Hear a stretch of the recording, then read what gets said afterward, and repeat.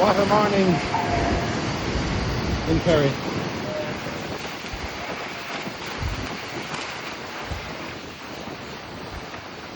Unfortunately, one of them was out this morning as it was far too wet and it. And you see there, I was happy to tell it, but yeah, it was